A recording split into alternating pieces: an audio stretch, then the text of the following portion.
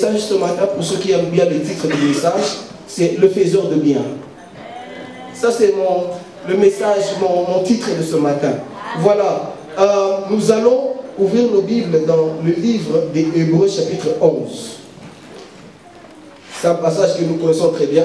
Je vais commencer d'abord par là. Je vais un peu parler par là. Et puis, je vais entrer dans notre passage principal de ce matin. Nous allons lire la parole du Seigneur. Nous y sommes?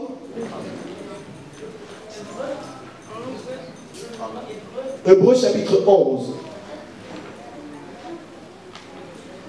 Les jeunes gens. La Bible n'est pas seulement pour les vieux. La Bible, elle est aussi pour les jeunes gens.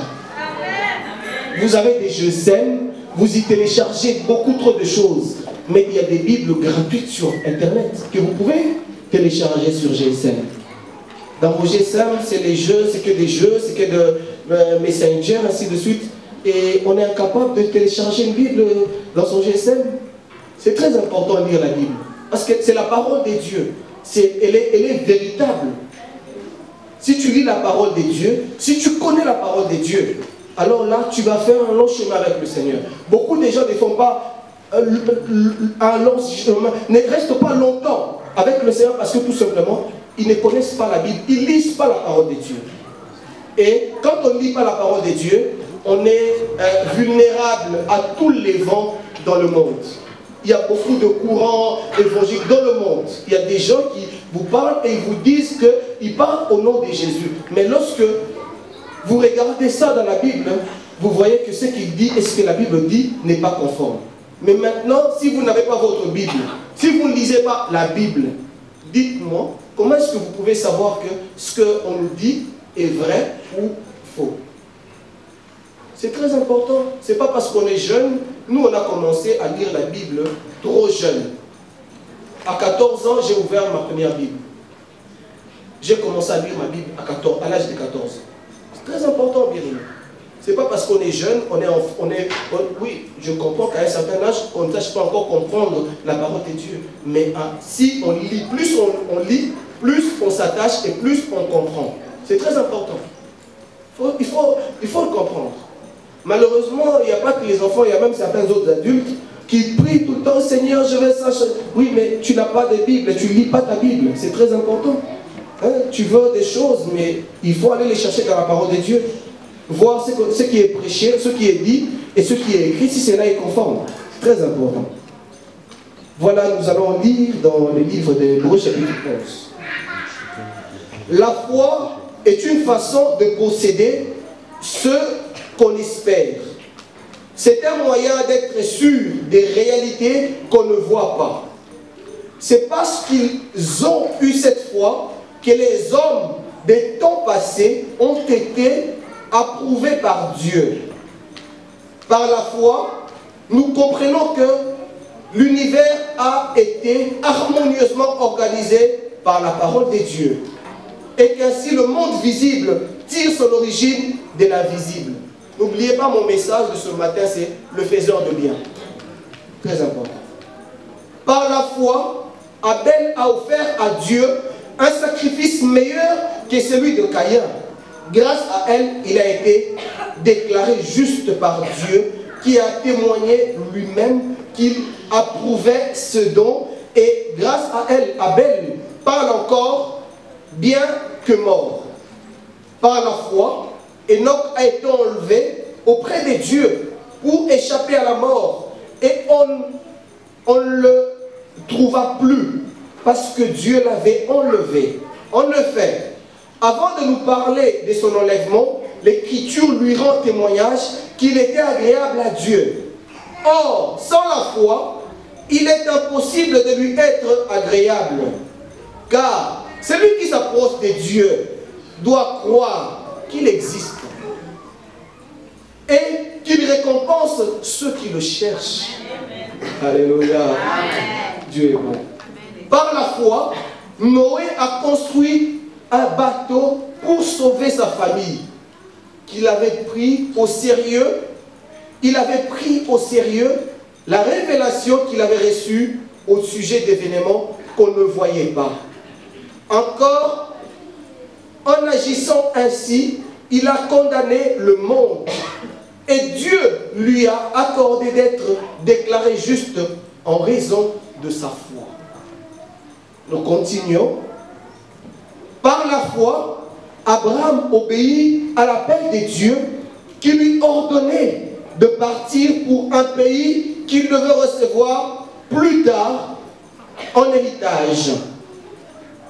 Il est parti sans savoir où il allait.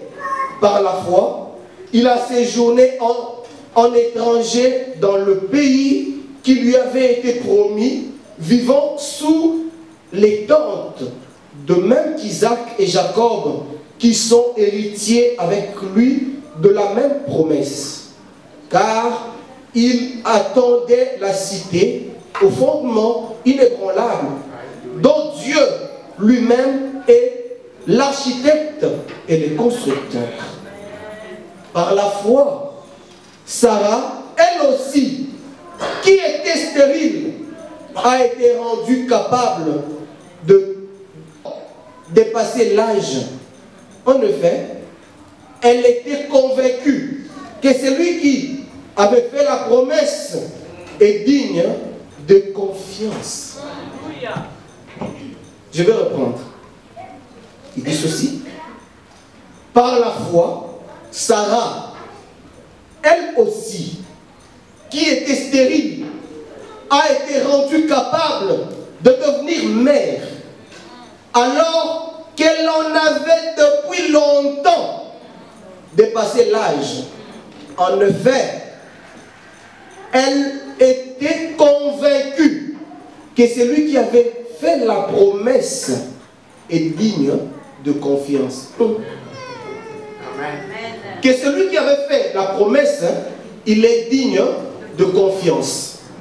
Bien-aimés dans le Seigneur, ici nous avons lu, on est en train de parler des hommes, on est en train de parler de l'histoire des hommes de la Bible. Ces hommes qui ont vécu à un certain moment, à une certaine époque dans la Bible. Et on est en train de nous relater, de nous parler de leur foi. Comment ces hommes avaient accepté la parole de Dieu. Et la Bible dit que ces gens-là, ils ont accepté la parole, mais comme ça, aveuglement. On nous cite d'abord Noé, on nous parle de Noé. Noé, on lui dit, il reçoit un songe, une vision, on lui dit, Noé construit l'arche parce que il y a un déluge qui va s'abattre sur la terre. La pluie va tomber sur la terre et elle va exterminer tout être humain sur la terre, tout être vivant. Et voilà que Noé, il reçoit juste la révélation et Noé se met à l'ouvrage. Il commence juste par une révélation. Dieu lui dit, écoute, construis une arche. Et Noé, il obéit, il construit l'arche. On parle d'Enoch. Au temps d'Enoch, il y avait beaucoup de... Les gens commettaient beaucoup de mal. Les gens faisaient beaucoup de choses qui ne plaisaient pas au Seigneur. Mais Enoch, il s'est distingué de ces gens-là. Enoch ne s'est pas conduit comme tous ces gens. Et il a accepté, il a dit que non, moi je vais rester agréable à Dieu. Et voilà que qu'est-ce que Dieu dit? Parce que Dieu avait trouvé que Enoch lui plaisait. Et qu'est-ce que Dieu a fait? Il a enlevé Enoch.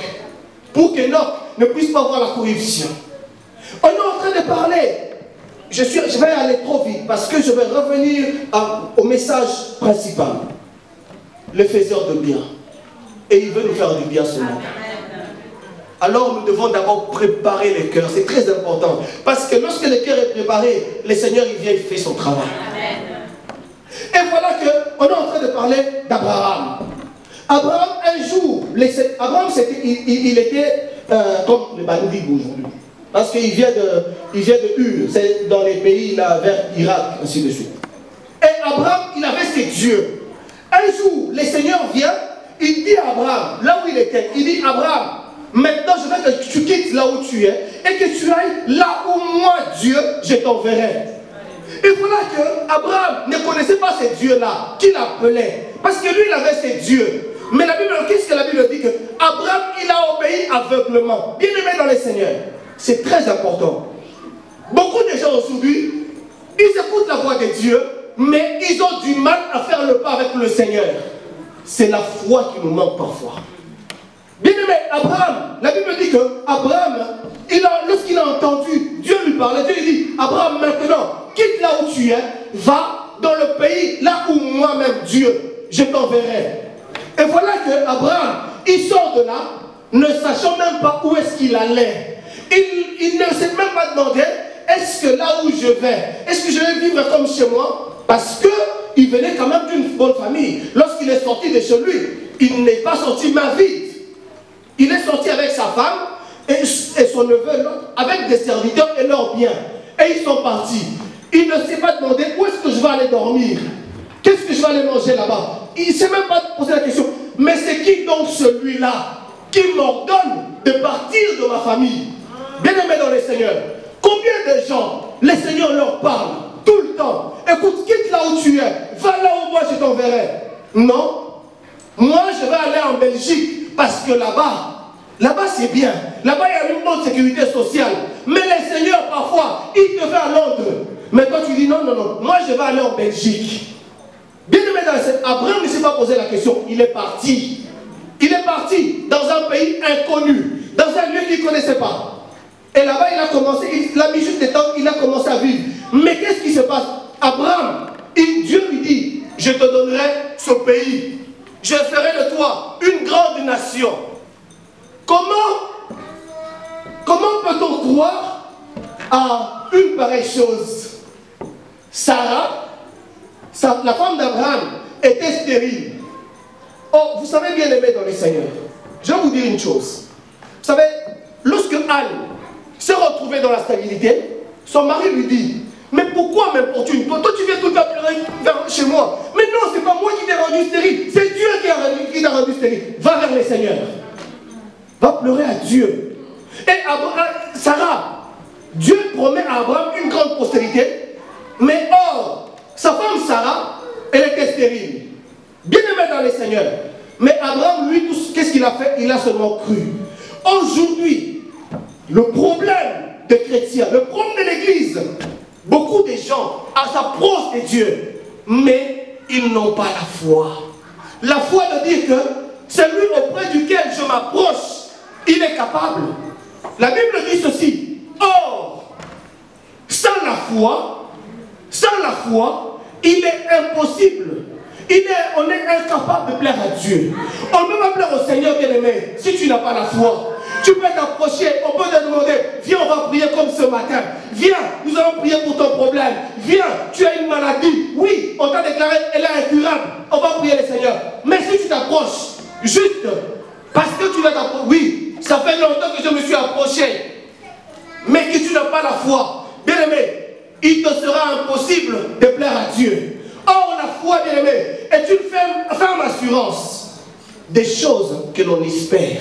C'est-à-dire que la foi, c'est que je suis dans le problème, je suis malade. Le médecin a dit que non, pour cette maladie, on n'a pas encore développé de produits pour guérir cette maladie.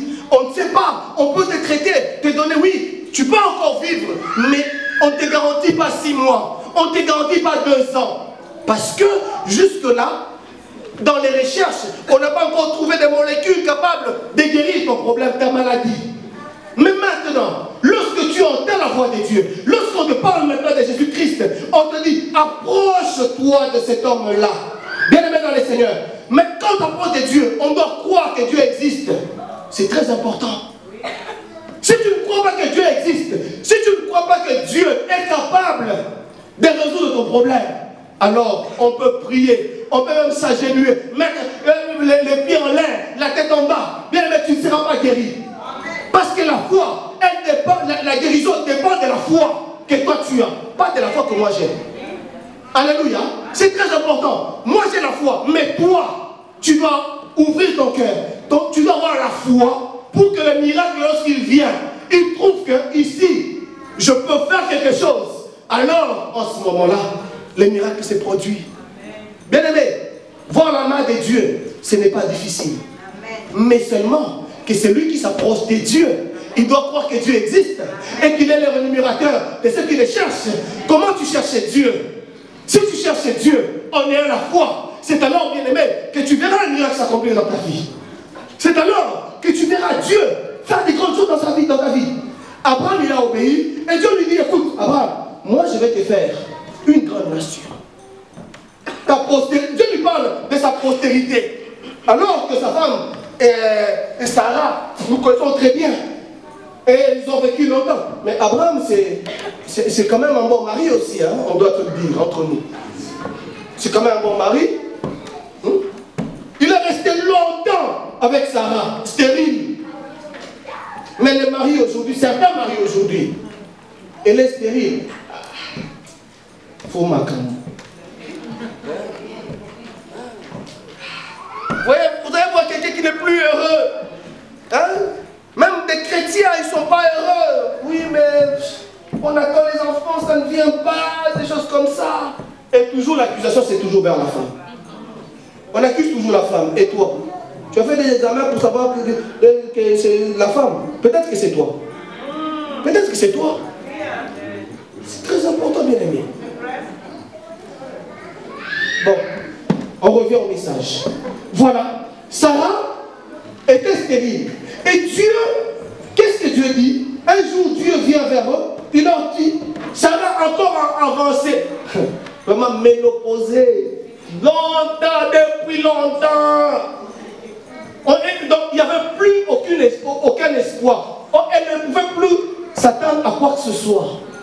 C'est pourquoi, à un certain moment, en attendant les promesses de Dieu, ils ont douté à un moment. Sarah a dit, écoute, va avec ma servante, peut-être que c'est là. Mais non. Ils ont cherché leur moyen, ils ont cherché d'autres voies. Mais Dieu préparait toi là, la coco là, la grand-mère là, la vieille là. C'est toi qui donneras une postérité à ces messieurs. Alléluia. Et voilà que le message vient. Sarah est quoi? Non. C'est Dieu qui a dit. C'est Dieu qui a dit. Et qu'est-ce qu'il fait? Il faut lui faire confiance. C'est ça le problème avec les gens. Les gens, ils veulent voir seulement. Mais ils ne veulent pas faire confiance aveuglement. Bien aimé, Dieu, il faut lui faire confiance. Quand tu crois en Dieu, tu fermes les yeux, tu fais confiance. Ça, c'est la parole de Dieu. C'est Dieu qui sait ce que Dieu me dit. Alors j'y vais. Je plonge. Je me plonge dans l'eau. Advienne que pourra. Parce que c'est Dieu qui a dit. Alléluia. Et Sarah, elle a fait confiance contre toute attente, bien aimée. Elle n'espérait plus rien. Mais Dieu lui dit que toi, la vieille, là, toi, tu auras un enfant. Bien aimé, je ne sais pas quel est ton problème ce matin. Je ne sais pas qu'est-ce que toi tu vis ce matin. Mais ce que je veux te dire, c'est que celui qui s'approche de Dieu, il doit croire que Dieu existe. Bien aimé dans le Seigneur, crois-tu que Dieu existe? Crois-tu que Dieu existe? Est-ce que tu as préparé ton cœur pour que le Seigneur fasse quelque chose ce matin? Voilà, maintenant nous allons lire dans le livre de Marc, chapitre 10, verset 46. C'est une histoire que nous connaissons très bien. Est-ce que nous y sommes? Marc, chapitre 10, verset... Ils arrivèrent à Jéricho, et ses disciples sortaient de la ville accompagnés d'une foule nombreuse. Bartimée, fils de Timée, un mendiant aveugle, était assis au bord du chemin. Lorsqu'il entendit que c'était Jésus de Nazareth, il se mit à crier, « Jésus, fils de David, aie pitié de moi. » Mais beaucoup le rabrouaient pour le faire taire. Lui cependant criait de plus belle, « Fils de David, aie pitié de moi. » Jésus s'arrêta et dit, « Appelez-le. » Alléluia. On appela l'aveugle en lui disant, « Courage, lève-toi, il t'appelle. » À ce mot, il jeta son manteau, se leva d'un bond et vint vers Jésus. Jésus lui dit, « Que veux-tu que je fasse pour toi? » C'est la question que les gens te posent ce matin. Que veux-tu qu'il te fasse ce matin? Le faiseur de bien. Alléluia. Et voilà que Bartimée répond. Maître, lui répondit l'aveugle, fais que je puisse voir. Alors Jésus lui dit, va, lui dit Jésus, parce que tu as cru en moi, tu es guéri. Alléluia. Bien-aimés dans le Seigneur, nous connaissons très bien cette histoire. C'est l'histoire de cet aveugle. Cet aveugle mendiant qui était là, qui demandait tout le temps, est-ce que vous pouvez m'aider? Qui peut m'aider? Aidez-moi, donnez-moi un franc, donnez-moi quelques centimes. J'ai faim, je n'ai rien, je ne vois pas. Bien-aimé, quelqu'un qui était désespéré. Quelqu'un qui ne s'attendait plus à rien. Il n'avait plus aucun espoir. Qui me sauvera? Lui, tout ce dont il s'attendait, c'était qu'on lui donne quelques monnaies, quelques pièces d'argent. Mais un jour, j'aime beaucoup cette ville de Jéricho parce que à Jéricho, Jésus a fait des grandes choses.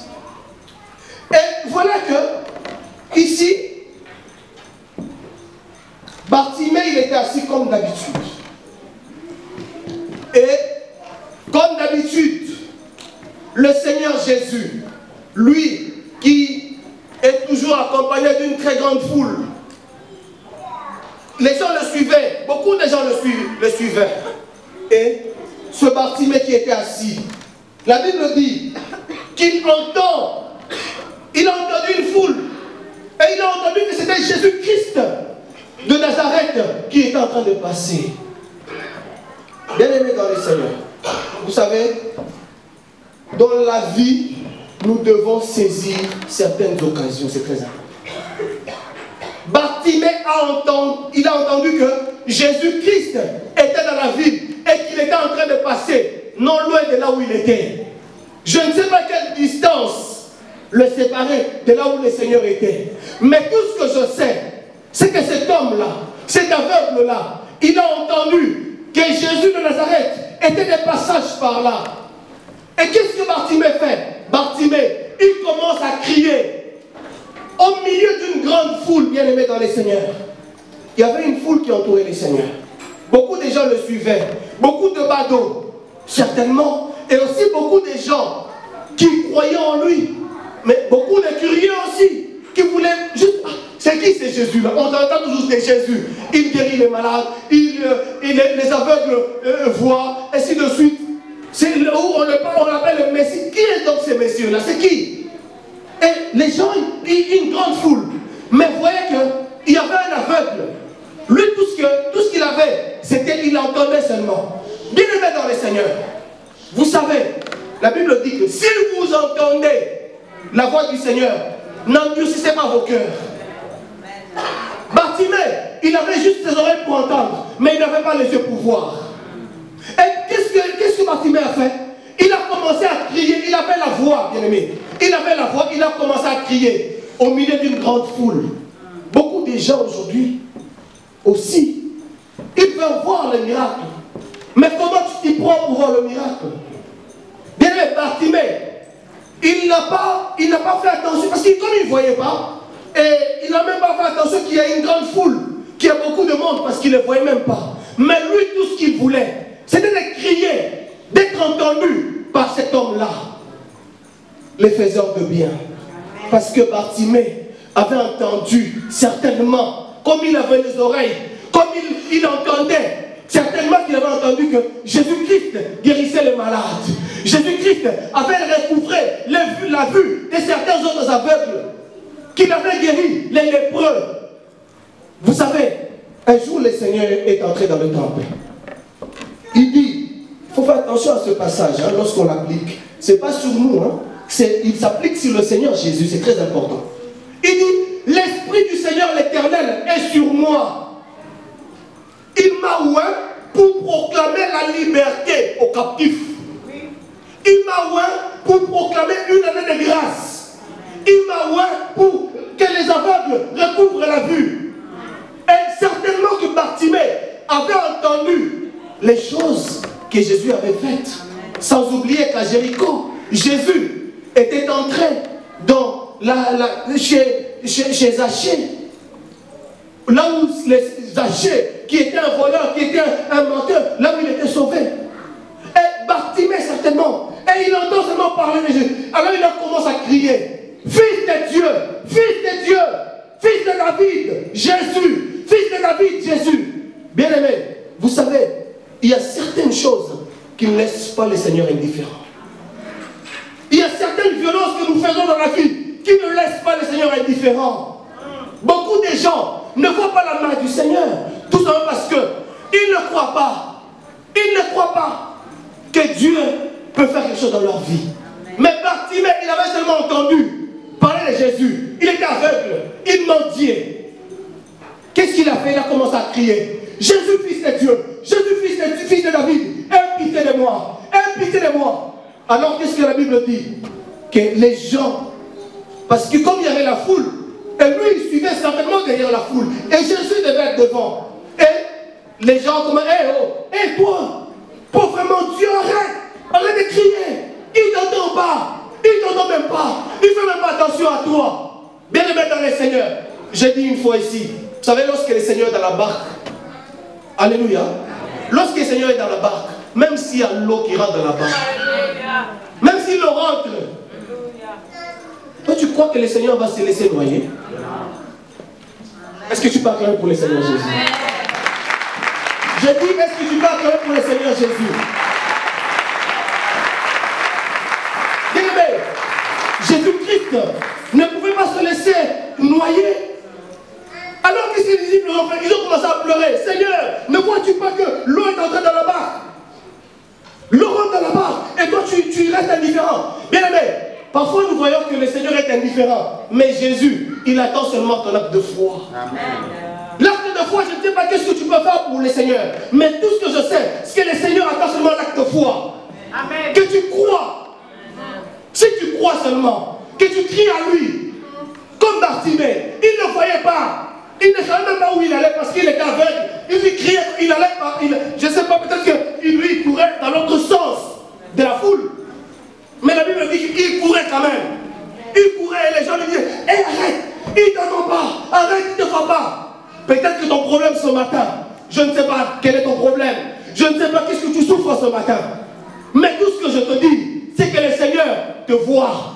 Le Seigneur t'entend. Et Dieu est là. Il est là pour te faire du bien ce matin. Il est là pour te faire du bien, ma soeur. Tu es en train de pleurer. Beaucoup de gens tu pleures. Mais le Seigneur ce matin, il a entendu tes pleurs. Il a dit, toi, crie. Et moi, je te répondrai. Et tu verras les choses cachées. Les choses que le monde ne connaît pas.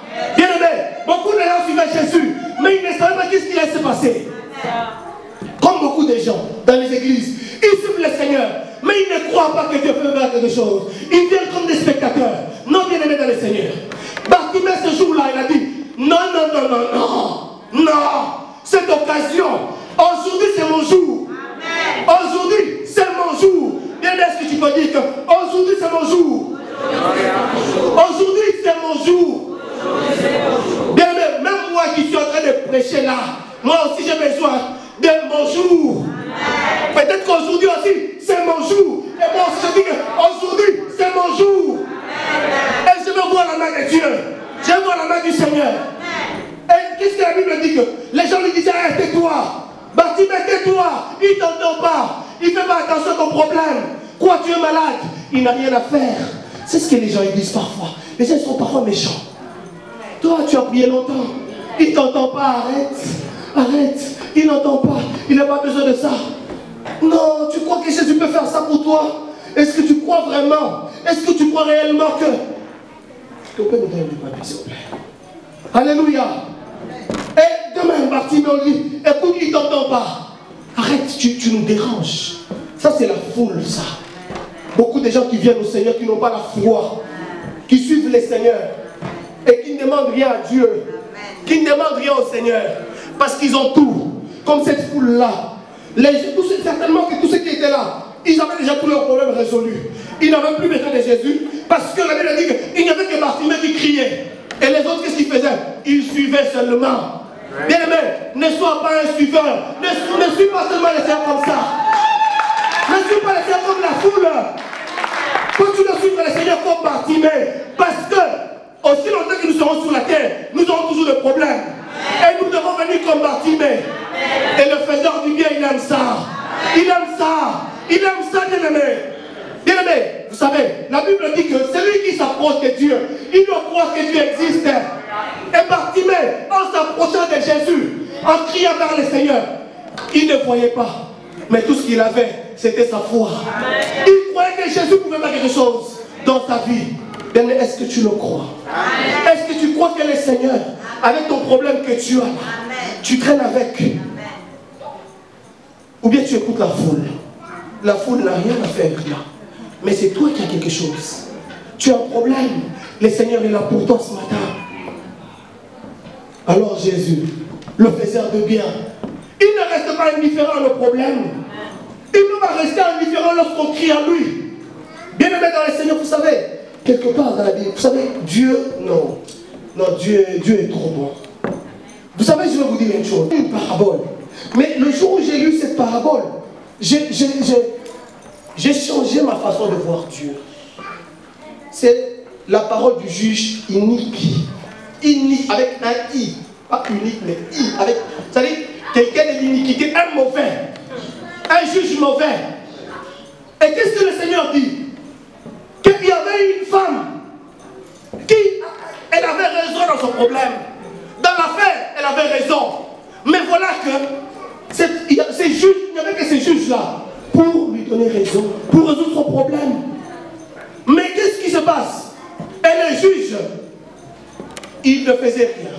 Il était là, le bras croisé, il ne faisait rien. Mais qu'est-ce qui était arrivé? Cette femme a dit, non, non, non, non, non, je suis dans mes droits. Et ce juge, il doit rendre justice. Il faut qu'il me remette dans mes droits. Oh, c'est ma maison, on me l'a ravie. C'est à moi. Je ne l'ai pas volé, j'ai tous les papiers. Non, non, non, non, non. C'est mon mari. C'est mon mari. Les jeunes filles là, qui, elles, leur problème c'est toujours d'aller voler le mari des autres. Non, non, non, non, non, non, Seigneur. La femme l'a dit, aujourd'hui, moi, je vais rester devant la porte de ces messieurs. Jusqu'au jour où il va rendre justice. Bien aimé, vous savez, imaginez le juge unique, qu'est-ce qu'il dit?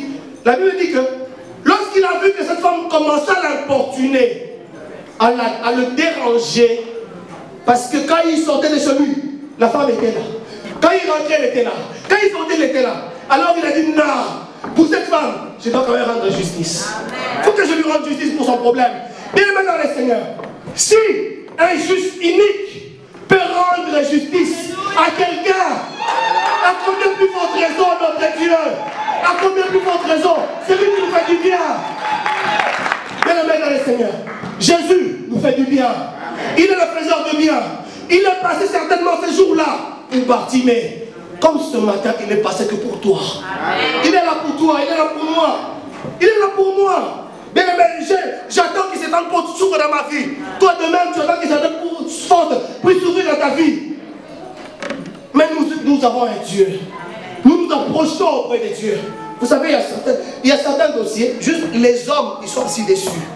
Pour ces dossiers ici, je suis là. Et aussi longtemps que moi je serai. Vous savez, le frère Eddy que nous avons ici. Le frère Eddy, il a trouvé un travail. On lui a fait signer un contrat de travail, vous savez, à durée interne. Vous savez comment?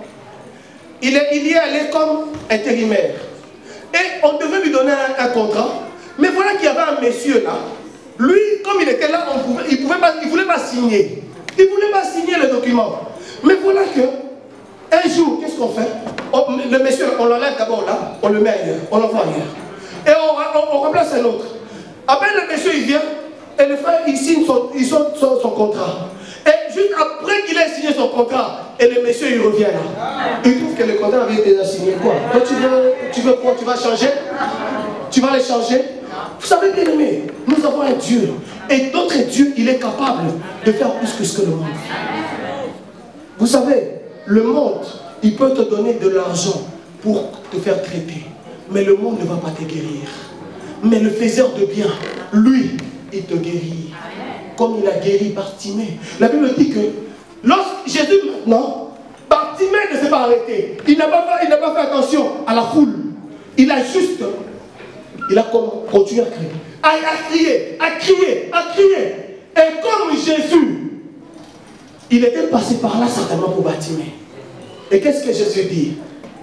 Appelez-le qu'il vienne. Et maintenant la foule s'étonne. Comment nous on est si nombreux? Mais lui, avec tout le bruit ici, il entend quand même quelqu'un qui l'appelle de, je ne sais pas, de Chinois. Un aveugle, un mendiant. Pourquoi il ne peut pas le laisser comme ça dans sa mendicité? Pourquoi c'est quelqu'un? Mais il y a déjà certainement il sent mauvais. Il vit dans la rue. Il vit dans la rue. Qu'est-ce que tu veux faire avec? Bien-aimé dans les seigneurs, ce matin, le Seigneur est là pour toi. Il est là pour toi. Alors Jésus dit, appelez-le. Appelez-le. Bien-aimé, je ne connais pas ton problème ce matin. Mais tout ce que le Seigneur te dit, viens. Avec ton problème. Avec ton problème. Et lorsque Bartimée s'approche, Jésus vient, il regarde. Il connaît son problème. Bien-aimé, Jésus, il est le maître de toutes choses. Il connaît tout. Il savait que Bartimée, il y avait un aveugle à Jéricho qui devait recouvrer la vue. Mais voilà que Jésus, lorsqu'il s'approche, Jésus lui pose quand même la question, qu'est-ce que tu veux? Bien-aimé, qu'est-ce que tu veux ce matin? Dieu connaît ton problème, mais il veut que tu parles. Que tu lui dises c'est quoi ton problème.